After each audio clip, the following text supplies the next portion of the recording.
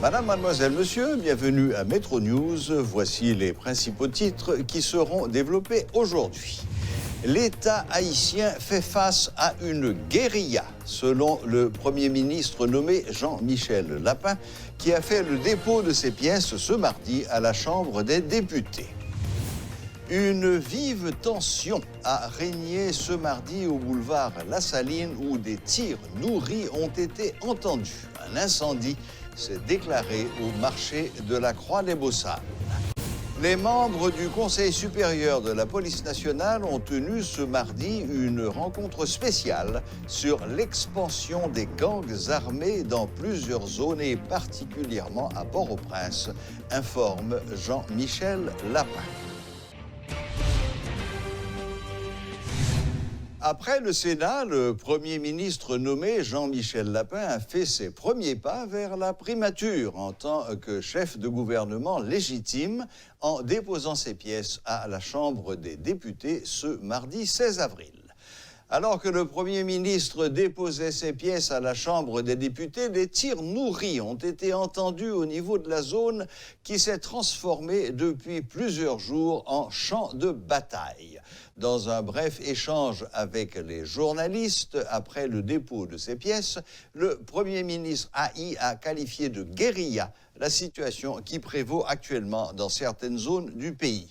Il révèle que les membres du Conseil supérieur de la police nationale ont tenu ce mardi une rencontre spéciale sur l'expansion des gangs armés dans plusieurs zones et particulièrement à Port-au-Prince.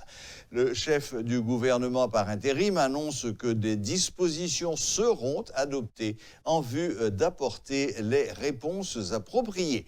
Nous commençons à comprendre que le pays a depuis 1986 est à développer sans décarrer le banditisme qui vient transformer des banditisme armé. Mais je dis à l'autre étape. Nous commençons à comprendre que l'État fait face sans dégarer à une guérilla. Donc nous allons prendre disposition pour nous porter des réponses appropriées. Mais à partir de quelle période nous pensons cette disposition a commencé à entrer en application pour stopper guérilla ça? Là, on a parlé de sécurité, on a parlé de sécurité nationale. Ça m'a donné un peu de confidentialité. Mais c'est tout pour le bureau là, oui, le Premier ministre a passé là. Non pas, c'est pas une question de bureau. On a parlé de tout bâtiment qui est dans la zone là, que bâtiment qui est monde habité, que bâtiment qui est bureau de l'État. Donc c'est responsabilité de l'État à travers la structure de sécurité pour les porter réponse à ça qui a passé là. Donc on n'a pas son bon temps dans la situation ça encore, d'après ce là. Pour qu'ils ont les métiers. Une période là-dedans. On a parlé de sécurité nationale. C'est responsabilité de l'État. Donc l'État a la responsabilité. Ni moi ni on nous fait partie des populations. Peut-être que moi-même, dans le niveau PAM, je n'ai pas subi ce qu'a fait là, physiquement, mais moralement, je subi parce que c'est responsabilité de l'État. Durant toute la journée, des tirs sporadiques ont retenti dans le quartier de La Saline, paralysant toutes les activités dans la zone. Arrivés sur les lieux, les sapeurs-pompiers qui voulaient éteindre un incendie qui s'est déclaré au marché de la Croix-des-Beaux-Salles ont dû rebrousser chemin. Pour fuir les affrontements armés, les marchandes de la Croix-des-Beaux-Salles se sont réfugiés aux abords du Parlement qui pourtant n'a pas été épargné par peur. Des employés de l'institution parlementaire ont quitté le bâtiment en catastrophe. À date, nous ne disposons d'aucune précision sur le nombre de victimes ni sur l'origine de l'incendie. Notre invité de ce soir est M. Richard Lumarque, expert en sécurité qui a passé plus de 16 ans dans les forces de police américaines. Nous allons avec lui ce soir faire un peu le point sur la situation sécuritaire du pays ici, qui ne cesse de se dégrader, essayer de mettre en lumière peut-être les points faibles du système et tâcher de proposer quelques solutions. Bonsoir Richard Lumarque, bienvenue à Metro News. Merci Serge, c'est un plaisir à moi de vous accompagner ce soir. Richard Lumarque, bon, la situation se dégrade, comme je viens de le dire.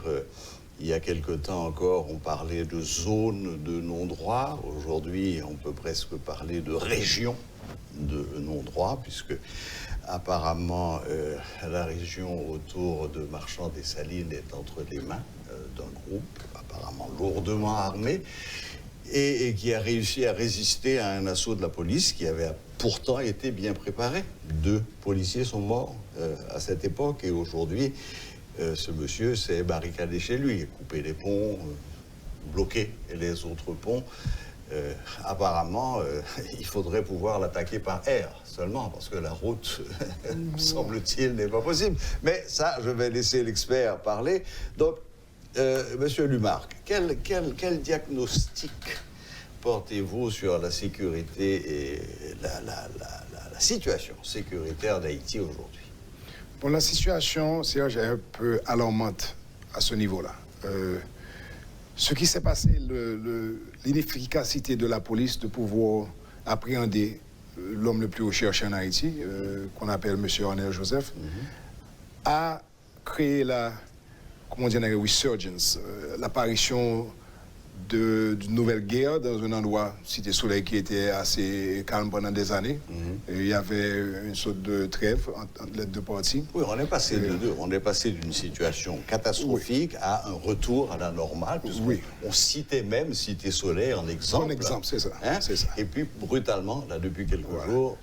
Et même si l'individu recherché a été déplacé par les forces de l'ordre, ça a créé un autre gap dans la zone, toujours Grand Ravine et Mortissan et Carrefour. Tous les jours, il y a un affrontement entre les gangs.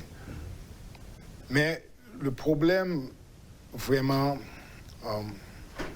vient du manque de confiance dans les forces de l'ordre.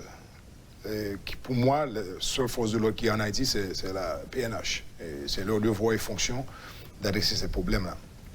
Et malheureusement, je ne connais pas M. Gédéon, mais je peux avoir beaucoup de sympathie pour lui maintenant, pour savoir, après tant de préparation, tant de stratégie, d'avoir été trahi pour un membre de ton équipe, ça doit vraiment être une tristesse pour lui. Alors, il a mes sympathies dans ce sens-là, mais ça ne veut pas dire qu'il doit être découragé.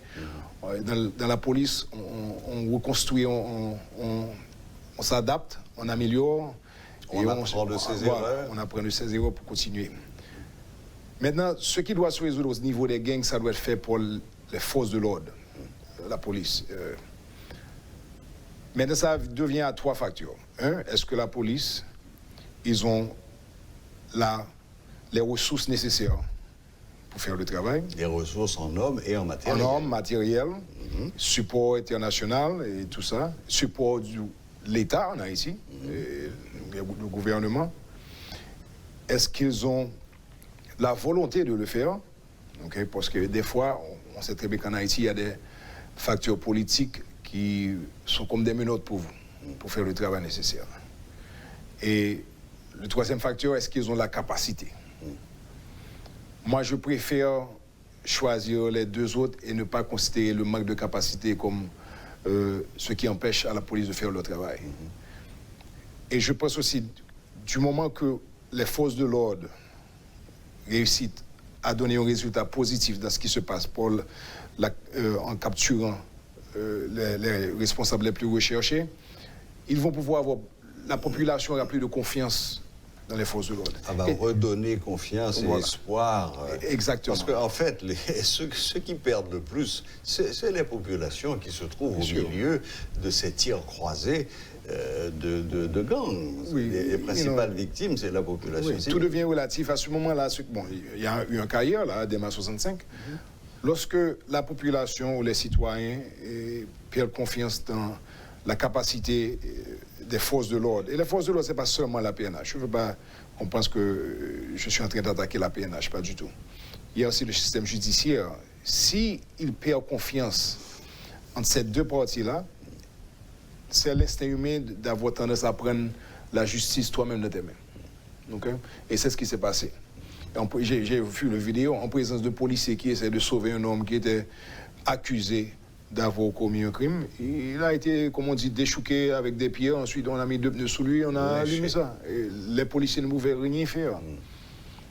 Et ce qui, encore, la justice est vraiment inefficace en Haïti. Si, par exemple, quelqu'un m'attaque, je me défends légalement, moi, j'ai tout juge de paix, tout magistrat, comme je vais essayer de me pression, si c'est un quoi, je vais essayer ou pas, c'est moi qui parle dans le paquet, c'est moi qui tout bagaille. Lorsque tu as un mob de 10, 15, 20 personnes qui commettent un crime, même si l'homme est coupable ou pas coupable, ce qu'ils font, c'est un crime quand même, parce qu'on doit avoir un système de justice où tout le monde a le droit d'être jugé devant leur condisciple, leur pire, comme on dit en anglais. Ou pas pour y arrêter une. Sur un map de 30 monde. Même si, et c'est pour ça qu'ils font ça en vidéo, ils ne se cachent pas. Ils n'ont rien à perdre.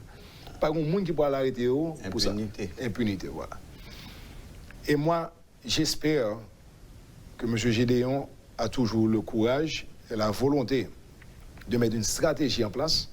Parce que moi, si j'étais chef de la police, ma stratégie aurait été marcher sur eux. OK? Déplacer, mais je continuer à marcher sur eux. Dans mon système, moi, où j'ai appris, la police n'a pas fait bac. Nous films, bon, c'est un livre qu'on appelle L'Ordre de la guerre. Le film pour un territoire pour ne pas abandonner. Peut-être on met des sièges dans nos zones. Ce n'est pas eux qui mettent des sièges contre nous-mêmes, non, c'est eux-mêmes qui mettent des sièges contre nous-mêmes. Je filme tout comme ça, ou pas sortir. Et je continue à avancer sur eux. Mais je ne suis pas dans les lieux de la PNH, je ne sais vraiment pas quelles difficultés que M. Gédéon il est en train de rencontrer tous les jours. Mais je pense qu'il a une obligation envers le peuple haïtien, envers les citoyens, de mettre fin à ce désastre. OK. Richard Lumarque, ces points que vous venez d'évoquer, bon, ça, on le vit tous les jours. D'ailleurs, là, maintenant, pendant que nous parlons, vous venez de me dire que... il y a le feu au marché et à la saline, oui. Le marché de la saline est en feu. Et c'est probablement pas un accident. Un accident. C'est un acte volontaire. Ce n'est pas le premier marché qui brûle, et c'est sans doute pas le dernier. Alors, qu'est-ce qu'on devrait faire, d'après vous, pour améliorer, l'efficacité de la police et, par voie de conséquence, de retrouver une certaine confiance de la part de la population envers les forces de l'ordre, dont on sait très bien que la devise est protéger et servir. Qu'est-ce qu'il faudrait faire aujourd'hui, compte tenu de ce que nous avons? C'est-à-dire qu'on sait que les effectifs sont faibles, on sait que l'équipement est moyen, d'autant plus que ceux qui sont en face ont même, dit-on parfois, des armes qui sont plus lourdes que celles de la police elle-même. Alors, par quoi faudrait-il commencer? Ce combat-là que la police a mené, c'est un combat d'intelligence. Ce n'est pas un combat de qu'est-ce qu'il y a un pigot poignette. La police, supposé qu'il y a un pigot poignette déjà. Nous avons toujours dit ça dans la police. Bon, nous-mêmes, c'est des gros gangs qui gagnent aux États-Unis. Nous avons un chien, nous avons un hélicoptère, nous avons un bateau, nous avons un SWAT, nous avons tout bagage net. Ça nous paraît pour nous gommer à tout le monde. Tu comprends? Mais malheureusement, appréhender les coupables, les rechercher, c'est une solution temporaire. Ça va donner confiance. La population va gagner une certaine confiance dans les forces de l'ordre. Mais il faut aussi adresser le problème social qui crée si facilement et si rapidement les gangs. Bien sûr. OK? Et ce qui arrive, les gens vivent dans des zones, ils n'ont pas de travail, ils sont pauvres, ils ne peuvent pas manger. Ils trouvent ce qu'on appelle des faux leaders qui leur promettent le monde, pour un camion de riz, m'a distribué dans la famille, nous manger chaque jour. Mais en retour, on va mettre ça dans le monde, on va des outils, on va tirer. Alors, la stratégie, pour moi, si j'avais un conseil à donner à la police, c'est une stratégie préparer d'attaquer les groupes et les détruire, en même temps avoir une structure déjà en place pour empêcher que l'effet de gang se produise. C'est la police communautaire qui a cette fonction-là, avec les leaders dans les groupes, dans les zones affectées. Okay? Et ensuite, en même temps, avoir un système d'information et d'intelligence qui empêche qu'on plante les grains dans les zones pour permettre que ça... C'est comme si tu as une maison qui est sale, ok? Il n'y a pas aucun sens pour nettoyer car là, puis toute vidéo et tout, les vents pour poussière. Sauf au vide là, tout pareil, on fait nettoyer car là, tout met des vides là. Vous me parlez finalement de intelligence service, c'est-à-dire un service de renseignement bien formé. Mais est-ce qu'on a ça en Haïti? Bon, apparemment on a, mais il travaille pour les gangs. Où tu aimes là? Bon, c'est la vérité. Ils ont fait le contraire de ce qu'ils devaient faire. Le coup de fil de ce traître. Plusieurs coups de fil. Oui, bon, mais c'est bon. Jusqu'à nouvel ordre, ça concerne un individu. Pas non plus exagérer la chose. Ouais, donc finalement, donc vous, avec l'expérience que vous avez dans les forces de police américaines, 16 années, je le rappelle. Pour vous, la police ne recule pas, la police doit continuer à attaquer et les choses commenceront à changer le jour où un certain nombre de gros chefs de gang seront appréhendés, mis sous les verrous, jugés et condamnés. Oui, comme ça, le directeur de la police, je peux déjà envisager ça, il sera fier avec vous pour donner le résultat. Oui, on a capturé telle personne, on a démantelé ce gang-là et maintenant, les citoyens me disent, ah, j'ai un souffle, je peux retourner chez moi. Tu comprends? Est-ce qu'un résultat comme celui-là peut amener comme conséquence que les gens, la population qui subit aujourd'hui la loi des gangs, est-ce que ça pourrait arriver que cette population elle-même se retourne contre les gangs à ce moment-là? Est-ce que c'est possible? C'est vraiment possible, parce que maintenant, ils ne sont pas... J'essaie de traduire les mots anglais dans ma tête. Voilà. Ils ne sont pas poussés pour parler amour. 16 ans dans les troupes américaines.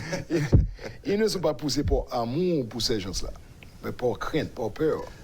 Et puis faute de mieux. Le même type qui a donné des informations, c'est ce qu'il a dit. J'ai ma famille dans la zone, ils allaient retaler contre moi, je ne savais pas, c'est bon. Tu es un policier, tu as au moins pu jouer le jeu des deux côtés, donner des informations aussi à ton équipe de ce qu'ils font. Mais je pense que oui. Et parce que la crainte, la source de leur peur serait éliminée. Parce que les citoyens haïtiens, tu vois, c'est un peuple tellement extraordinaire, tellement résilient à tout. Et ils cherchent la paix, les citoyens haïtiens. Et maintenant, ils vivent dans un moment de crainte extraordinaire. Ils ne veulent pas dormir chez eux. On tire des balles tout le temps, toute la nuit. Ce n'est pas un environnement pour qui que ce soit. Il n'y a pas de paix. Et ça va dégénérer si on ne met pas une fin à ça. Ok, ça va peut-être amener à une guerre civile parce que éventuellement tu vas peut-être avoir un groupe qui va se soulever. Bon, ça se passe déjà entre deux gangs. C'est pas un contrôle de territoire, c'est un contrôle de pouvoir. C'est ça. C'est moi qui ai le pouvoir. Tu peux te faire alliance avec moi, pas de problème, mais tu vas pas être contre moi. C'est ça. Et on doit adresser ce problème-là. Et c'est seulement Monsieur Gédéon qui a cette autorité et ce pouvoir de le faire. Mais quand tu parles aussi avec des policiers, il y a un autre problème pour la police. Non seulement il y a le manque de confiance de la part de la population, il y a aussi le manque de confiance des membres, des policiers, dans leur leader, dans leur état-major, comme on dirait. Okay? J'ai écouté la radio aujourd'hui et bon, ce sont des faits qui sont vrais. À chaque fois qu'un policier se met dans une situation, il doit se défendre ou bien défendre quelqu'un d'autre, c'est les mêmes qui sont convoqués devant un juge de paix, c'est les mêmes qui sont convoqués devant l'inspection générale. Ça doit se faire, mais ça peut se faire d'une meilleure façon. Okay? Pour pouvoir donner aux policiers confiance que lorsqu'ils font leur travail, ce n'est pas derrière qu'ils viennent. Parce qu'ils deviennent une victime maintenant. Tu comprends? Ils doivent avoir certains droits. Tu leur fais prendre un serment de jurer de protéger et servir, mais quand ils le font, vous tournez contre eux-mêmes. Une toute dernière question, Richard Lemarié. Il y a des gens qui disent de manière un peu cynique que lorsque dans une zone, il y a deux gangs de force égale qui s'affrontent régulièrement, est-ce que ce ne serait pas une bonne politique de les laisser s'entretuer pendant un certain temps avant d'intervenir? Malheureusement, des années de ça, nous aux États-Unis, on avait cette philosophie aussi. Et ce qui a changé cette philosophie, c'est ce qu'on appelle collateral damage. C'est ça. Comment justifier qu'un enfant de 3 ans, un enfant de 4 ans, qui n'a rien à voir avec le problème des gangs, voilà. Et puis le mourir. Et c'est ce qui s'est passé dans les drive-by shooting, gang retaliation un contre l'autre, et Timoun a mouru. Alors maintenant, la population, les citoyens disent, je ne veux pas que mon fils, que ma fille perde sa vie dans cette situation-là. Qu'est-ce que vous allez faire, monsieur le chef de la police? Alors ils ont développé des stratégies pour éliminer les membres des gangs. On les a infiltrés, on a mis des zones de cover pour les identifier. Tu n'es pas obligé nécessairement. Dans le cas d'Haïti maintenant, on est obligé de marcher sur eux. Mais avant que tu arrives dans le cas ça, tu n'étais pas obligé de faire cette stratégie. C'est plus un système d'intelligence. Tu les identifies, tu associes certains crimes à certaines personnes. Il y a pour sortir quand même. Voilà. Il faut qu'il y ait un bon bien au côté, il faut qu'il y ait un long bord, il faut qu'il y ait un petit ménage. Et pour tout que le mari, c'est autant de pénitentiaire. Tu comprends? Mais maintenant, c'est arrivé à un point, l'affrontement est tellement consistant et il n'y a pas de ressources. C'est eux qui forcent légal pays. Hein. Et moi, je supporterais M. Gédéon à 100% dans une manœuvre comme ça. Tu comprends? Et ça doit se faire. Et sinon, il faut prendre un territoire dans la Tibouine là. Ce qui est sur le prendre après ça. Après ça, autant dire, on prend Jacmel, ou l'autre zone, on prend les cailles, et puis personne ne va pas dans quel côté du pays. Voilà. Ah, ouais. Tu comprends? Bon, écoutez, tout ça n'est pas très gai. C'est très malheureux même. Oui, bien sûr, tout cela est très malheureux. Bon, eh bien, écoutez, on va voir comment évoluent les choses dans les jours à venir. Vous avez eu tout à fait raison de mettre le doigt sur les causes sociales de ce déséquilibre, de cette insatisfaction de la population qui se laisse à ce moment-là dominer par les gangs. Le problème, c'est que cette domination est en train de s'étendre et on ne voit pas tellement. Quand on a appris cette mission spéciale pour aller déloger Arnel, là où il se trouvait du côté de Marchand-des-Salines, je crois que tout le monde a poussé un ouf en disant « Ah, enfin !» Et puis finalement, ça a été un fiasco. Oui. Mais ce n'est pas la faute des forces. Non, écoute-moi, comme je dis, M. Gédéon a pris un coup dans ce qui s'est passé. Il a perdu encore des policiers, qui est encore plus grave, et toutes mes sympathies à la famille de ces policiers-là et les membres de la PNH. Mais, comme leader, il doit se composer, redessiner nos stratégies, faire un autre plan, changer structure d'information, parce que des fois, ce qu'on faisait nous-mêmes, on ne nie tous nos bêtises. Le command staff avait pris certaines décisions, les stratégies étaient là, et puis les soldats, à la dernière minute, étaient mis au coin de ce qui allait se faire. Et même dans les forces armées aux États-Unis, ça se fait toujours pour éviter ce qu'on appelle des leaks. Voilà, des fuites, voilà, c'est ça. C'est peut-être une autre chose à faire. Mais tu vois, je dis toujours, Serge, c'est la nature humaine d'avoir de l'ordre dans nos vies. Mais même tu regardes les animaux, les loups, ils ont une structure de leadership qui met de l'ordre dans le désordre. Même quand les hommes vivaient dans des caves, ils s'adaptaient à un système hiérarchique, un leader, des règlements à suivre, des lois à respecter. Alors je suis sûr et certain que les gens de Grand Ravine, Village de Dieu, où vous voulez, c'est applicable à tous les êtres humains. Ils attendent ça. Ils ont besoin que quelqu'un leur dirige vers ça. Et maintenant, c'est la responsabilité des autorités en place, les élus et les forces de l'ordre. Et ça doit se faire. Et ils ont le support de toute la communauté à ce moment-là. Et on va terminer sur une réflexion peut-être un peu cynique, mais pour que tout cela se passe, encore faut-il qu'il y ait la volonté politique. Moi, je ne fais jamais des commentaires politiques. C'est pour ça ne m'intéresse pas. Poser la question. Mais moi, je peux toujours dire, comme dernière phrase, c'est Confucius qui a dit ça, je vais essayer de traduire en français. Le voyage de 1000 km commence par un pas. Le voyage le plus long commence par le premier pas. Voilà. Ça a été repris par Mao Tse-tung d'ailleurs. D'accord. Alors, on doit avancer quelque part. Il faut avancer pas à pas. Merci infiniment, Richard Lumarque, de vous être déplacé, d'être venu jusqu'à nous ce soir. Avec plaisir, et voilà. Malheureusement, tout ce qu'on a pu dire là n'est pas, comme je viens de dire, c'est pas très gai, c'est même plutôt dramatique. Mais il faut quand même espérer. On a mis le doigt sur les problèmes, les solutions sont là, on ne va pas réinventer la roue. Il y a des systèmes qu'il suffit d'appliquer, qu'il faut appliquer de manière stricte et systématique. Et puis, bon, on espère que tout ça, ce sera bientôt de l'histoire passée. Merci infiniment. Merci Richard, merci d'être passé nous voir. Voilà, c'était monsieur Richard Lumarque, expert en sécurité, avec qui nous avons fait un petit tour de la situation sécuritaire du pays, qui n'est pas très rose, mais les solutions sont là, la volonté, la capacité est là, et voilà, il faut faire confiance aux forces de l'ordre. Merci. Nous avons un nouvel invité ce soir, en la personne du colonel Imler Rebu, et nous allons revenir rapidement sur la situation sécuritaire du pays et peut-être faire un petit tour également du côté de la situation politique. Bonsoir, colonel Rebu. Bonsoir Serge et bonsoir à tous les fanatiques de Métropole. Merci. Colonel Rebu, quelle analyse faites-vous de la situation sécuritaire en Haïti? Est-ce que vous avez le sentiment que les choses s'aggravent, ou bien qu'elles sont stables, ou bien que ça s'améliore? Bon, je crois qu'il y a une certaine tendance à l'aggravation, puisque les structures étatiques ont été un petit peu neutralisées, ont eu des réactions inappropriées, des initiatives qui n'ont pas donné des résultats. Et c'est comme un blanc-seing, un message sur l'incapacité de l'État à stopper cette descente aux enfers que représente l'insécurité. Donc, je crois que le problème a des solutions. Et d'abord qu'il faut qu'on comprenne bien les tenants et les aboutissants de la situation que nous vivons.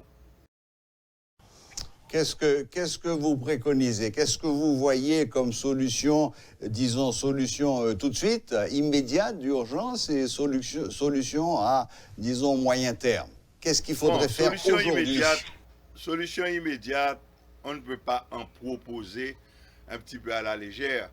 C'est comme la tendance générale en Haïti, c'est qu'on réagit sur ce qui est au fait un épiphénomène. Et nous sommes en train de vivre une situation qui a une conséquence de la déstructuration des appareils sécuritaires de l'État, mais des appareils institutionnels aussi de la République. C'est une situation qui a pris naissance à partir du moment où certains politiques ont cru qu'on pouvait permettre à des citoyens lambda d'intervenir dans des actes de sécurité, donc de détenir et d'exercer un pouvoir qui ne sont pas le leur. Et ça a commencé avec les brigades de vigilance. Et il y a eu comme un transfert d'autorité à travers le temps de l'État à certains citoyens qui vont se reconvertir dans le monde politique, dans le monde du banditisme courant, et qui vont se transformer en agents de sécurité de certaines entreprises. Car les racines de l'insécurité aujourd'hui, c'est d'abord la mauvaise situation économique et l'inorganisation sociale, ou la mauvaise organisation sociale, géospatiale, de la gestion de la population à travers l'espace géographique, la rareté, le manque d'accès aux moyens de production et au travail, aux emplois, et très certainement les difficultés que l'État rencontre dans ces organismes de production, de captation et de l'argent des citoyens. Imaginez par exemple pendant la période de février, et on est en train de vivre plus ou moins la même chose aujourd'hui, et la zone de la Saline a été totalement bloquée.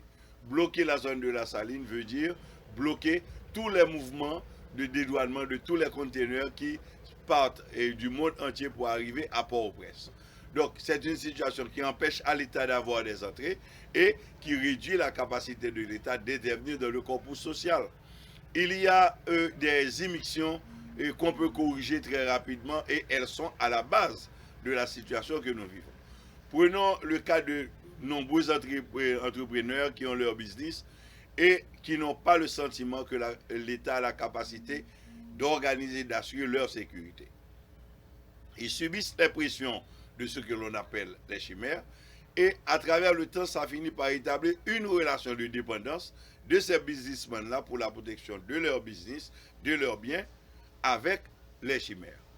Et il y en a qui se convertissent en approvisionneurs de cartouches, parce que la personne, l'individu qui tire à tout bout de champ dans les rues n'a pas les contacts pour se procurer les munitions, n'a pas les contacts réels pour se procurer les armes. Donc, il y a une relation malsaine créée par la déresponsabilisation de l'État entre certaines personnes qui veulent protéger leur business et certains autres qui sont des investisseurs et qui ont découvert un nouveau créneau d'investissement, l'importation, la vente des munitions et des armes. D'un autre côté, il y a les politiques qui croient que les moyens de pression à exercer sur d'autres citoyens pour pouvoir s'accaparer de l'espace politique, de l'espace de circulation, et aller au bureau de vote, etc. pour voter. Donc, les chimères encore deviennent un bras armé pour certains politiques, au point qu'il y a aujourd'hui une certaine confusion dans la tête des citoyens, dans la nature des relations entre un élément qui est un bandit et un élément qui est un député, qui est un sénateur ou qui est un chef quelconque. À ce propos, colonel Rébu, qu'est-ce que vous pensez de ceux qui ont décidé de baptiser les chefs de gang agents de développement? Bon, agents de développement, il y en a d'autres qui les appellent général et soldats, lieutenants, etc. Donc, il y a un délitement inconscient, totalement inconscient, dans la phraséologie utilisée pour aborder la question, qui enfle des bandits qui ne devraient être qu'au pénitencier national ou dans les autres prisons de la République, ou bien des gens à qui l'État devrait créer des conditions pour leur donner des emplois. Maintenant, il y a certainement des gens des bandits un peu intelligents, qui finissent par prendre les populations de leur zone en otage et volent et se vendent l'image de protection de ces citoyens-là. C'est eux qui remplacent l'État, c'est eux qui font les services sociaux. À partir de ce moment, il y a beaucoup de gens qui ne comprennent pas que c'est une manière de prendre ces citoyennes et ces citoyens-là et d'en faire des boucliers. Maintenant, l'État, par exemple, son instrument d'intervention qui est la police nationale, se retrouve empêtré. Parce que opérer dans ces espaces-là, généralement ce qui se passe, on a beaucoup de victimes qui n'ont absolument rien à voir, qui sont d'abord des victimes du bandit et qui deviennent des victimes de la police. Donc c'est une question extrêmement sensible. Maintenant, sur le théâtre des opérations, il y a aussi la réalité que l'État s'est dépourvu ou bien a prostitué la nature, le rôle et le fonctionnement des services de renseignement qui deviennent des espaces qui permettent le renflouement de certaines richesses personnelles et des moyens qui ne font pas le vrai travail de l'État. Donc il faut régulariser cet espace. La solution dans l'immédiat, c'est le renforcement des systèmes d'information, du système de renseignement, tant au niveau de la police nationale qu'au niveau des infrastructures de renseignement de l'État, pour pouvoir anticiper. Deuxièmement, faire ce qu'il faut faire pour renforcer le moral des troupes de la police nationale, car aujourd'hui c'est la seule unité d'intervention que nous avons. Très certainement, il y a l'armée d'Haïti qui est en préparation, qui n'est pas encore prête à intervenir, et il n'est pas souhaitable que l'armée intervienne pour résoudre les problèmes liés au banditisme courant, et comme cela se passe, sauf le cas de Dessalines, qui n'est plus une situation de banditisme, mais une situation de guerre. Maintenant,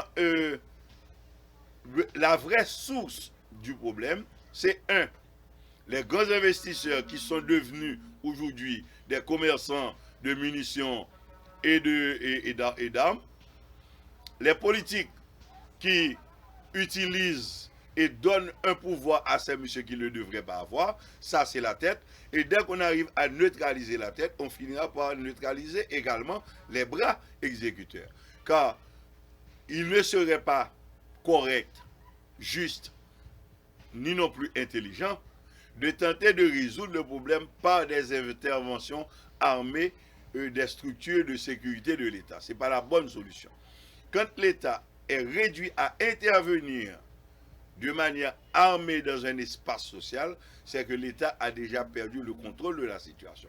Il faut anticiper, il faut tuer les tentatives dans l'œuf, et ensuite il faut remonter à la tête pour aller neutraliser les sources qui permettent à ces gens de disposer d'armements, d'équipements, de munitions, parce qu'il n'y a que l'État à avoir ses attributions et ses rôles. Bon, très bien, colonel Rébu, merci de cette analyse. Maintenant, passons très rapidement à la situation politique. aujourd'hui, on peut dire que l'État est totalement dysfonctionnel. Qu'est-ce que vous prévoyez qui va arriver? Parce que ce n'est pas en 2 jours qu'on va avoir un nouveau gouvernement, que les institutions internationales qui nous avaient promis leur aide vont tenir leurs engagements. Elles ont d'ailleurs déjà posé des questions très strictes, qu'il y ait un gouvernement complet, que le budget soit déposé et qu'il soit conforme également à ce qui avait été décidé. Aujourd'hui, on est dans le dysfonctionnel. Qu'est-ce qu'il faudrait faire? Bon, moi je crois que les solutions aux problèmes politiques sont assez souvent beaucoup plus faciles qu'on ne le croit. Et le problème qu'il y a, il y a une forme de stagnation dans les relations, dans les échanges entre le gouvernement et l'opposition. Il faut qu'on finisse par ouvrir une passerelle de communication franche, que le gouvernement tienne compte de la nature des revendications de l'opposition et que l'opposition sache que dans une négociation politique, on ne peut pas toujours tout avoir, car ce que nous sommes en train de vivre, les 2 forces se sont auto-neutralisées. Il y a le gouvernement qui ne peut pas avancer dans ses projets parce que neutralisé par les ennuis que cause l'opposition. Il y a l'opposition qui n'a pas démontré la capacité de prendre en charge la direction de l'État, même certaines positions de responsabilité au niveau de l'État. Donc, il faut qu'il y ait une passerelle à être jetée entre le gouvernement et l'opposition. Et ça demande tout simplement qu'on remette les cordons des échanges du dialogue. Généralement, ça se fait à 2 niveaux.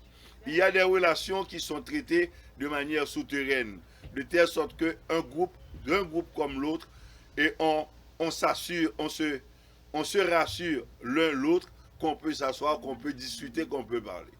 Et deuxièmement, qu'on tienne compte de la nature des revendications de l'opposition et qu'on tienne compte aussi du côté de l'opposition des contraintes de fonctionnement du pouvoir. Et moi, je crois que c'est beaucoup plus facilement solutionnable que les infrastructures et sécuritaires du pays qui demandent beaucoup d'intelligence, beaucoup de savoir, beaucoup de savoir-faire et beaucoup de courage aussi. Car assez souvent, entre les gouvernants et les infrastructures politiques intermédiaires et les infrastructures économiques, il y a assez souvent un mariage malsain, silencieux, qui ne facilite pas toujours les choses et que tout se joue dans la relation de ce qu'on appelle des intérêts immédiats. Il faut qu'on sorte de ces intérêts immédiats pour entrer dans les intérêts collectifs, et les intérêts immédiats et personnels trouveront leur bien dans le développement des intérêts collectifs. Moi, je pense que du point de vue politique, c'est moins compliqué si on arrive à jeter des passerelles par les techniques de négociation enseignées à travers le monde quand il y a des difficultés entre des groupes radicaux, car nous savons très bien que même à l'intérieur, au cœur de la guerre la plus dure, les canaux de communication doivent exister entre ceux-là qui sont dans une situation d'opposition. Oui, mais colonel Ribu, vous serez d'accord avec moi pour dire qu'en Haïti, l'opposition est multiple et a des positions qui parfois sont diamétralement opposées les unes aux autres.